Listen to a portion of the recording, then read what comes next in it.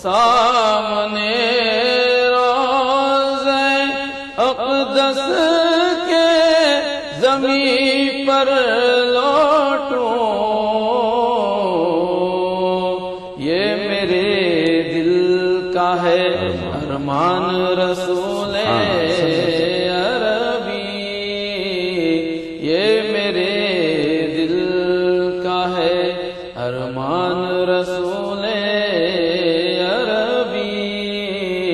तुम पे सौ जान से कुर्बान रसूले अरबी, तुम मेरी जान की हो जान रसूले अरबी। आपकी शान में है बेअदबी बेदीनी, आपकी शान में है बेअदबी बेदीनी। आपका इश्क है ईमान रसूले अरबी, आपका इश्क है ईमान रसूले अरबी। तुम पे सौ जान से कुर्बान रसूले अरबी।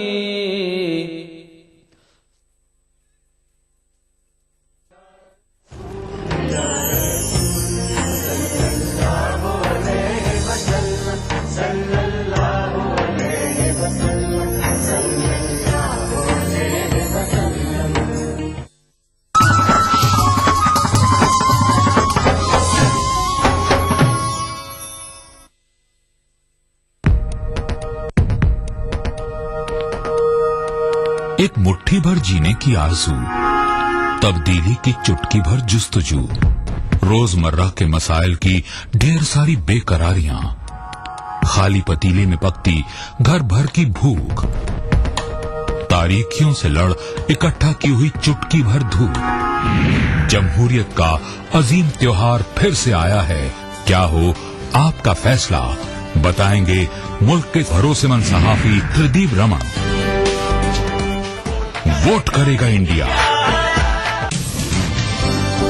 जिंदगी के इस सफर में सच्चाई हमारी हमसफर हो। हम दिखाते हैं वही खबर जो समाज के लिए हो आईना। गैर जानिबदारी हमारा शिवा। खबर वही इस पर हो आपको एतबार। देखिए खबरनामा इन औकात पर।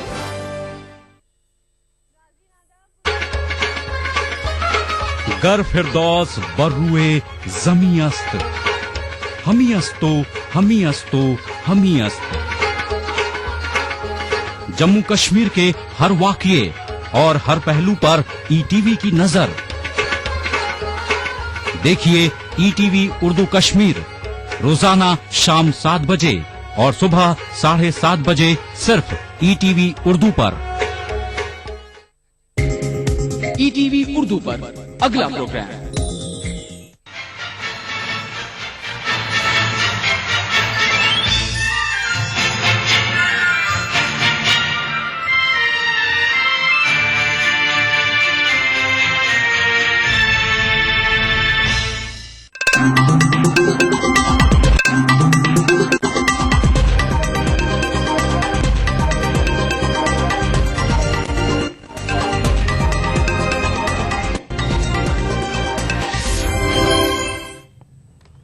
नाज़रीन बुलेटिन के साथ में हूं हिना। सबसे पहले हेडलाइंस।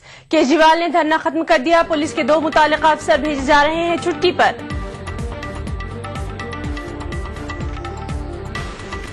दिल्ली पुलिस के खिलाफ आपके एहतजाज में हुआ तशद्दुद, पुलिस लाठीचार्ज में 12 अफराद जख्मी। सुनंदा की मौत की वजह एसडीएम ने बताई पॉइजनिंग, कत्ल और खुदकुशी के जाविये से जांच करने की पुलिस को दी हिदायत। और मुजफ्फरनगर फसादात के दौरान इज्तिमाई इसमतदरी के मामला, 22 मुलजिमीन के खिलाफ गिरफ्तारी वारंट जारी।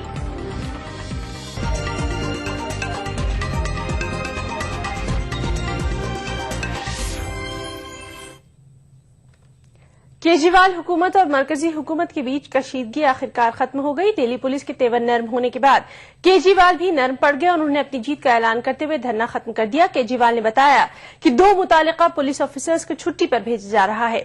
लेफ्टिनेंट गवर्नर नजीब जंग जराइम की रोकथाम में पुलिस ऑफिसर्स की आनाकानी के इल्जामात की जांच का हुक्म दे चुके हैं।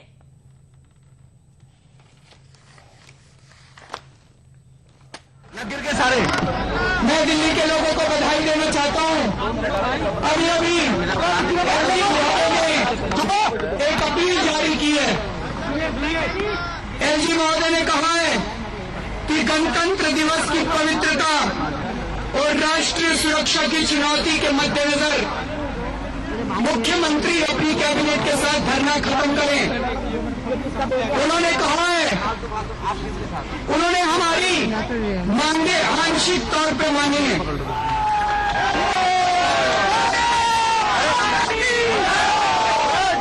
उन्होंने पहाड़गंज जहां पे दानिश महिला का बलात्कार हुआ था, पहाड़गंज जहां पे दानिश महिला का बलात्कार हुआ था,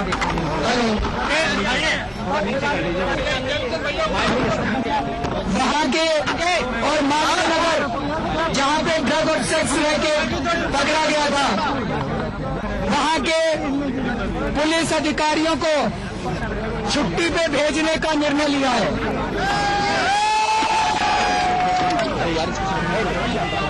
ये आप सब लोगों की बहुत बड़ी जीत है। हम एलजी साहब की अपील का सम्मान करते हैं। दिल्ली पुलिस को दिल्ली के लोगों और दिल्ली की चुनी हुई सरकार के प्रति जवाबदेह बनाने के प्रति के लिए ये एक बहुत ठोस कदम है। हम दिल्ली पुलिस को दिल्ली की चुनी हुई सरकार के प्रति जवाबदेह बनाने के लिए अपने प्रयास जारी रखेंगे। जैसा मैंने शुरू में कहा कि महिलाओं की सुरक्षा को लेकर हमारी सरकार वचनबद्ध है। आम आदमी पार्टी के धरने और एहतजाज के दौरान कई बार हालात बेकाबू होते नजर आए। अब कारकुनों और पुलिस के बीच धक्का मुक्की भी हुई। एहतजाजियों ने बैरिकेड्स को तोड़ने की कोशिश की। बैरिकेड्स को बरकरार रखने के लिए पुलिस एहलकारों और एहतजाजियों के बीच जोर आजमाइश भी हुई। रेल भवन के करीब पुलिस ने लाठीचार्ज भी किया। आप लीडरों का कहना है कि लाठीचार्ज में उनकी पार्टी के कई कारकुन जख्मी हुए, लेकिन पुलिस लाठीचार्ज से इनकार कर रही है। खबर रसाई एजेंसी पीटीआई के मुताबिक लाठीचार्ज में 2 पुलिस एहलकारों के बेशमूल 12 अफराद जख्मी हुए हैं।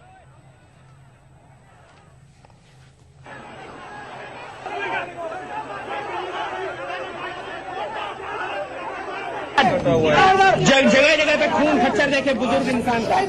कानून अपने हिसाब से कार्रवाई करेगा और जो भी कानून के हिसाब से बहुत ज्यादा लाठी मारी, नीचे लठ मारे, टांगों में लठ मारे, पेट में लठ मारे, इनकी कमर में पिछवाड़े में लठ मारे।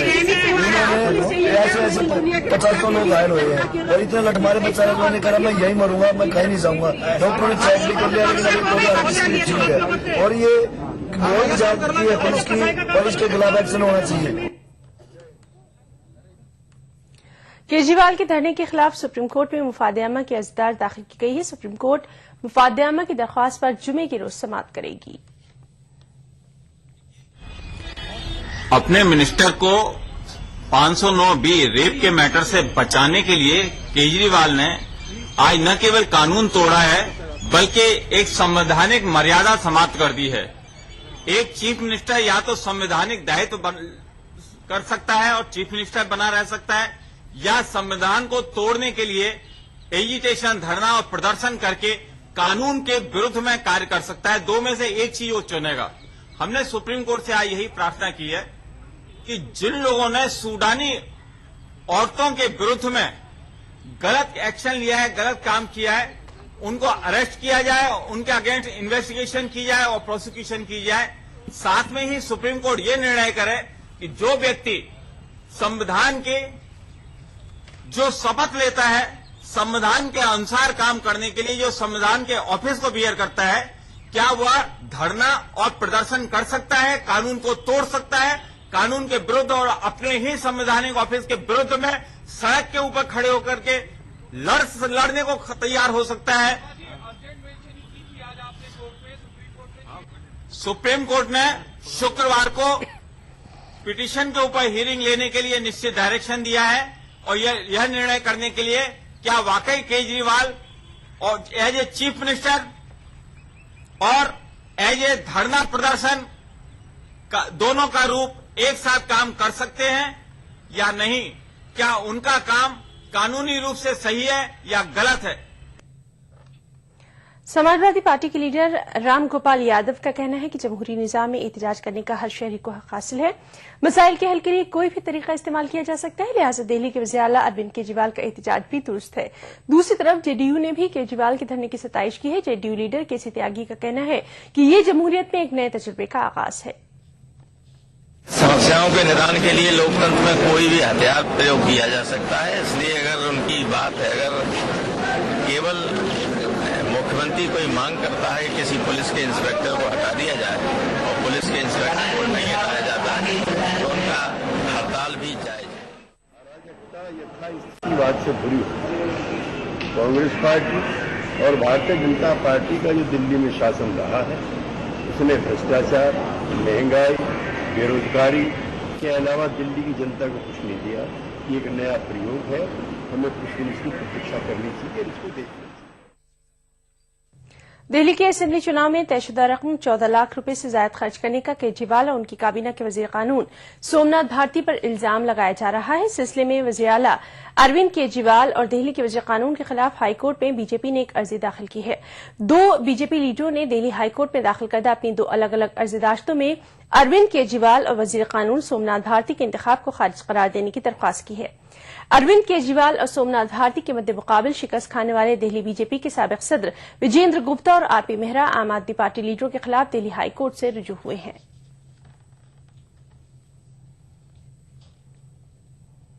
दोनों याचिकाओं में श्री अरविंद केजरीवाल जी पर यह आरोप लगाया गया है कि उन्होंने 23 नवंबर को अपने चुनाव अभियान के दौरान जंतर मंतर रोड पर एक कार्यक्रम किया था जिसमें वो उपस्थित थे और जिसका खर्चा करोड़ों रुपए में था।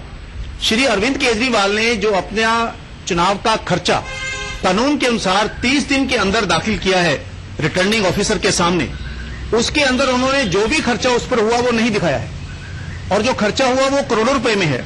और अगर वो खर्चा श्री अरविंद केजरीवाल जी के खर्चे में शामिल कर दिया जाए, केजरीवाल जी ने 4 लाख का खर्चा बताया अपने चुनाव कानून के अनुसार, जबकि सीमा 14 लाख की है, तो वो खर्चा अगर उनके अकाउंट में चला जाता है तो वो 14 लाख की सीमा पार कर जाते हैं और कानून के अनुसार तय सीमा से ज्यादा खर्चा करना एक कानूनी अपराध है, भ्रष्ट आचरण है।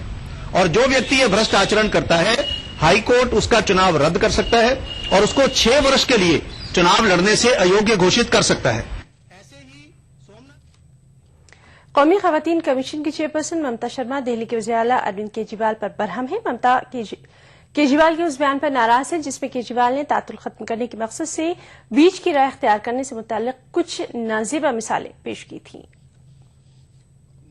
उनका प्रोटेस्ट है और बहुत हल्का। एक मुख्यमंत्री धरने पे बैठे, मुझे बात समझ में नहीं आई। इसके अलावा जो उन्होंने आज एक और बहुत गलत बात की है, वो बहुत गलत की है कि आधा बलात्कार और पूरा बलात्कार। उनसे मैं ये पूछना चाहती हूँ कि आधे और पूरे बलात्कार से उनका क्या मतलब है। एक मुख्यमंत्री के पद पे बैठकर जिस तरह की उन्होंने महिलाओं की गरिमा को ठेस पहुंचाई है, मैं सोचती हूँ उनको अधिकार ही नहीं है कि वो अपने इस पद पे बने रहें। शशि थरूर की शरीक हयात सुनंदा पुष्कर थरूर की मौत की वजह पॉइजनिंग बताई गई है। केस की जांच कर रहे सब डिविजनल मजिस्ट्रेट ने अपनी रिपोर्ट में कहा है कि जहरीले असर की वजह से ही सुनंदा की मौत वाकई हुई। सुनंदा पुष्कर की मौत के मामले में पुलिस ने फिलहाल शशि थरूर को क्लीन चिट नहीं दी है।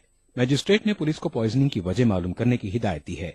मजिस्ट्रेट ने सुनंदा की मौत की कत्ल और खुदकुशी के जाविये से भी जांच करने को कहा है। दिल्ली पुलिस के जराये के मुताबिक केस की जांच कर रहे अफसर ने अपनी रिपोर्ट में सुनंदा और शशि थरूर के कशीदा रिश्तों का भी हवाला दिया है। रिपोर्ट दिल्ली के सरोजनी नगर पुलिस स्टेशन के SHO के हवाले कर दी गई है। केस की जांच कर रहे मजिस्ट्रेट चाहते हैं कि पुलिस सुनंदा को खुदकुशी के लिए मजबूर किए जाने के इम्कानात की भी जांच करे। पुलिस जराये का कहना है कि मरकजी वजीर शशि थरूर के खिलाफ FIR दर्ज नहीं की गई है क्योंकि उनके खिलाफ किसी ने भी इल्जामात नहीं आयद किए हैं। अब पुलिस एंटी डिप्रेसेंट का ओवरडोज लेने के लिए सुनंदा को मजबूर करने वाले अवामिल और हालात का पता लगाने की कोशिश करेगी।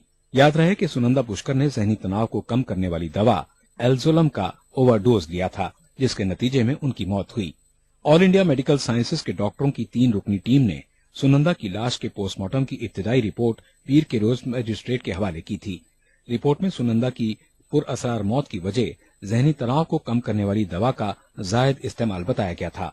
रिपोर्ट में सुनंदा के खून में अल्कोहल की मौजूदगी को मुस्तरद कर दिया गया। रिपोर्ट के मुताबिक सुनंदा के चेहरे और हाथों पर दर्जनों जख्मों के निशान पाए गए, लेकिन जख्मों को मौत की वजह करार नहीं दिया गया।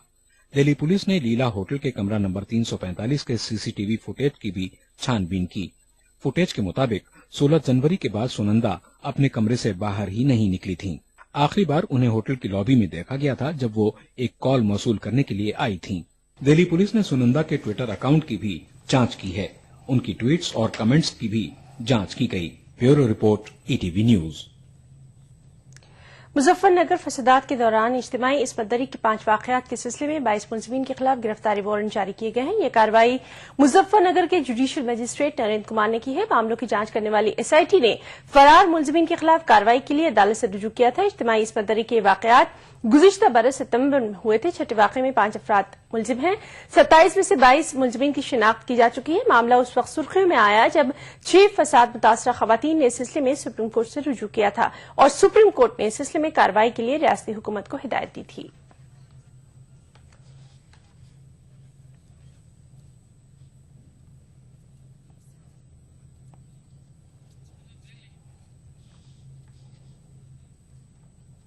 खबरें और भी वक्त ब्रेक का।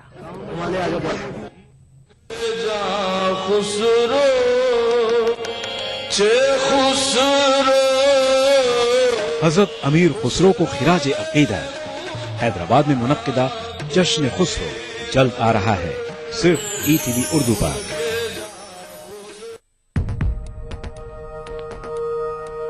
एक मुट्ठी भर जीने की आरज़ू, तब्दीली की चुटकी भर जुस्तजू, रोजमर्रा के मसाइल की ढेर सारी बेकरारियां, खाली पतीले में पकती घर भर की भूख, तारीकियों से लड़ इकट्ठा की हुई चुटकी भर धूप।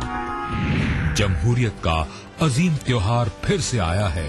क्या हो आपका फैसला, बताएंगे मुल्क के भरोसेमंद सहाफी त्रिदीप रमन। वोट करेगा इंडिया।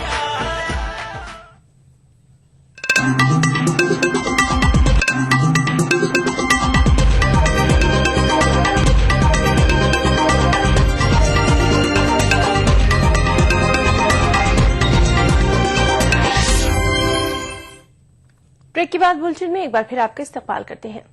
मुरादाबाद की पोटा अदालत ने 3 नौजवानों को बरी कर दिया है। इन तीनों को मुल्क मुखालिफ सरगर्मियों और दहशतगर्दाना कार्रवाइयों में मुलविस होने के इल्जाम में साल 2002 में गिरफ्तार किया गया था। अदालत ने तीनों के खिलाफ खातिर ख्वाह सबूत नहीं पाए जाने की बिना पर इन्हें रिहा किया।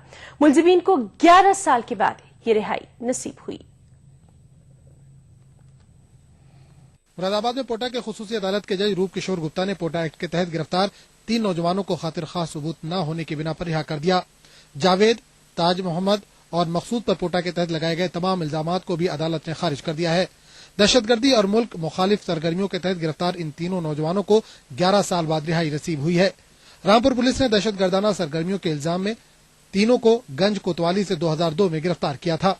अरेस्ट किया 4 लोगों को, उसमें जावेद और गुड्डू और आपका ताज मोहम्मद, मकसूद और मुमताज मियां, ये चारों मुलजिम पकड़े गए। तो इनसे कोई खास चीज बरामद नहीं हुई, सिर्फ फोटो स्टेट और कुछ हाथ के लिखे हुए लेटर्स वगैरह मिले इनसे।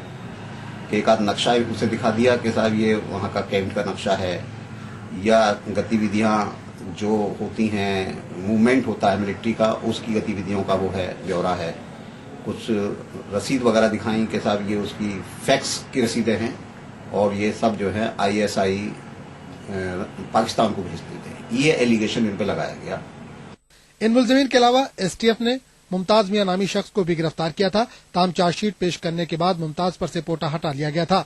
इस मामले में मरकजी हुकूमत की रिव्यू कमेटी ने अपनी रिपोर्ट में पोटा के इतलाक को गलत बताया था। वकील दिफा का कहना है कि एसटीएफ ने नौजवानों पर जो संगीन इल्जाम आयद किए थे वो अदालत में साबित नहीं हो पाए।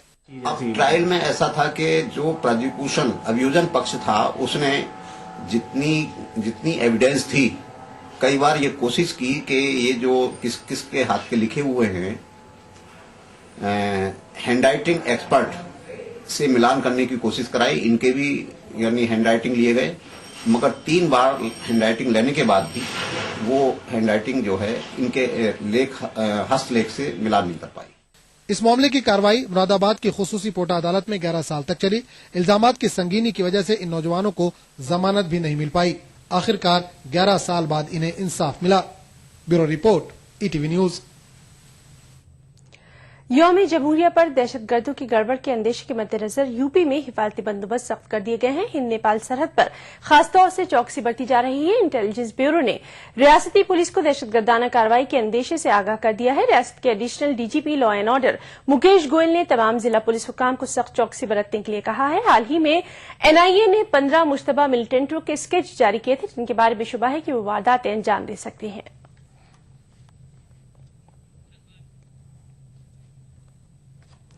सब्सिडी वाले रसोई गैस के सिलेंडर्स की तादाद 9 से 12 करने के सिलसिले में मरकजी काबीना इसी हफ्ते फैसला कर सकती है। मरकजी वजीर पेट्रोलियम वीरप्पा मोइली ने कहा है कि वज़ीर आज़म से सिलेंडर्स की तादाद 12 करने के सिलसिले में राहुल गांधी के मुतालबे के पेश नजर उन्होंने काबीनी नोट तैयार कर लिया है। काबीना की मीटिंग इसी हफ्ते मुतवक्का है। मोइली ने कहा कि एलपीजी के 15 करोड़ सार्फिन में से 79.2% सार्फिन ही साल भर में 9 सिलेंडर तक इस्तेमाल करते हैं, जबकि महज 10% को 9 से ज्यादा सिलेंडर्स मार्केट रेट पर खरीदने पड़ते हैं। राहुल गांधी ने एआईसीसी इजलास पर खिताब के दौरान वज़ीर आज़म से रसोई गैस के सब्सिडी वाले सिलेंडर्स की तादाद 12 करने का मुतालबा किया था।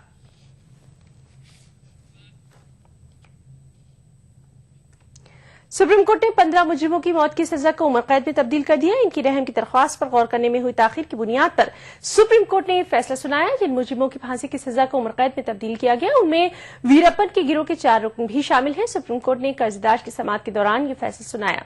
सुप्रीम कोर्ट ने मजीद कहा कि सजा याफ्ता मुजरिम की दिमागी हालत अगर ठीक नहीं है या वो सिजोफ्रेनिया के मर्ज में मुब्तला है तो उसकी सजाए मौत पर अमल दरामद नहीं किया जा सकता।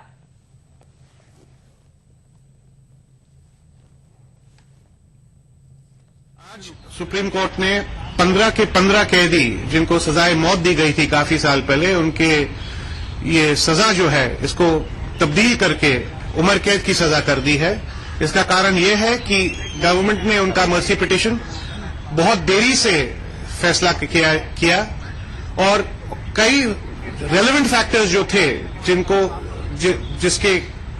जिस पे गवर्नमेंट को गौर करना चाहिए था उसको नहीं किया, गवर्नमेंट पे उस पर ध्यान नहीं दिया। और ये कारण है कि सुप्रीम कोर्ट ने कहा है कि इन सब कैदियों के सजा जो है इसको उम्र कैद में तब्दील की जाएगी। ये जो फैसला है सुप्रीम कोर्ट का आज, ये साफ जाहिर करता है कि हर आदमी, हर व्यक्ति, कैदी हो या कोई भी हो, उसकी राइट्स हैं और ये राइट्स अंतिम दम तक उसमें हैं और कोर्ट्स उस राइट्स की रक्षा करेगी। सर, कुछ गाइडलाइंस भी कोर्ट ने फ्रेम की हैं। ये गाइडलाइंस जो हैं गवर्नमेंट के लिए हैं। ये कहती हैं, ये दिखाती हैं, साफ दिखाती हैं कि मर्सी पिटीशन कैसे डिस्पोज किया जाएगा और उसके बाद क्या किया जाएगा। सुप्रीम कोर्ट ने यह भी कहा है कि कैदी और उसके फैमिली को जब तक 15 दिन की नोटिस ना दिया जाए, 14 दिन का नोटिस, उसकी फांसी नहीं हो सकती है। ये दिखाता है कि जो हमने अफजल और कसब के साथ किया, जिस तरीके से हमने उनकी हत्या की, ये गैर कानूनी था। और इस पर मारूफ वकील मजीद मेमन ने सुप्रीम कोर्ट के तारीखी फैसले पर अपने रद्दमल का इजहार कुछ इस तरह से किया।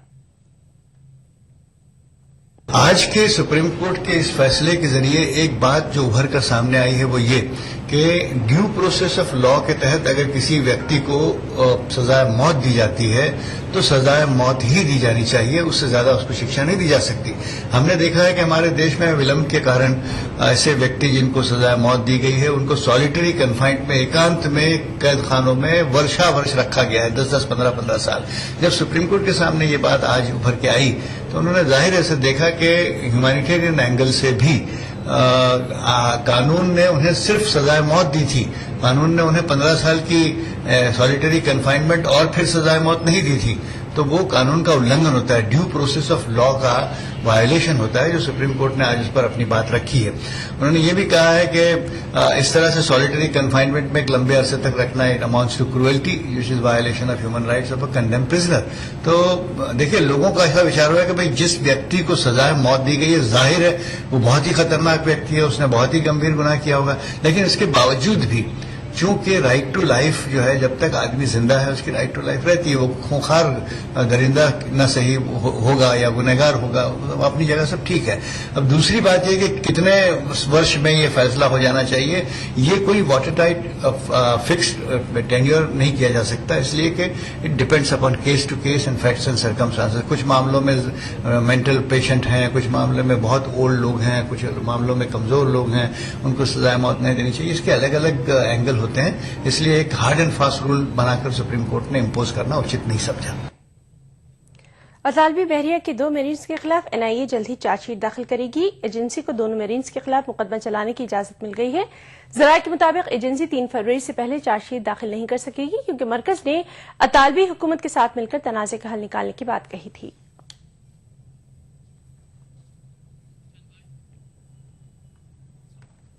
पाकिस्तान के शुमाली वजीरिस्तान में शिद्दत पसंदों के खिलाफ पाकिस्तानी फौज ऑपरेशन चला रही है। वक्फे वक्फे से पाकिस्तानी फिजाइये के जेट, तैयारे और हेलीकॉप्टर मिलिटेंटों के ठिकानों पर बमबारी कर रहे हैं।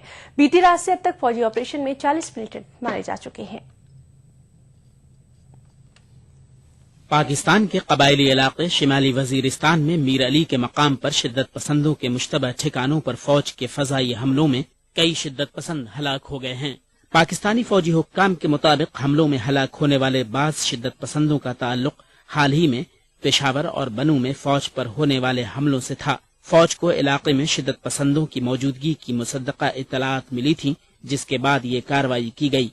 ऐनी शाहिदीन का कहना है कि गुज़िश्ता रात से जेट तैयारों ने शिमाली वजीरिस्तान के इलाकों मीर अली और मीरान शाह में शिद्दत पसंदों के ठिकानों पर हमलों का सिलसिला जारी रखा हुआ है। उनका कहना है कि गुज़िश्ता रात जेट तैयारों से कार्रवाई की गई, जबकि मंगल की सुबह से फजा में हेलीकॉप्टर नजर आ रहे हैं, जो वक्फे वक्फे से शिद्दत पसंदों के ठिकानों पर हमले कर रहे हैं। ये भी इत्तलात हैं कि जेट तैयारों की बमबारी में आम शहरियों के मकान भी निशाना बने हैं। मकामी लोगों का कहना है कि कार्रवाई में मरने वाले बेशतर शिद्दत पसंद हैं, ताहम तालिबान की तरफ से इस सिलसिले में अब तक कोई मौक़िफ़ सामने नहीं आया है। गुज़िश्ता माह खैबर पख्तूनख्वा के जिला बनू में फौज की छावनी के इलाके में सिक्योरिटी फोर्सेस के एक काफिले के करीब धमाके में 20 फौजी जवान हलाक हो गए थे। शिद्दत पसंदों की तरफ से फौज को निशाना बनाए जाने के सबब अब फौज शिमाली वजीरिस्तान में खुसूसी ऑपरेशन चला रही है। Bureau report, ETV news. और इस बीच इत्तलात हैं कि पाकिस्तान के शहर कराची में इंसदाद पोलियो मुहिम के 3 कारकुनों को नामालूम बंदूक बरदारों ने हलाक कर दिया है। इन कारकुनों की हलाकत के बाद हुक्काम ने फिलहाल कराची में इंसदाद पोलियो मुहिम मुअत्तल कर दी है, जबकि इस मुहिम से मुंसलिक कारकुनों ने अदम तहफ़्फ़ुज़ के सबब मुहिम के ही बाइकॉट का ऐलान कर दिया है।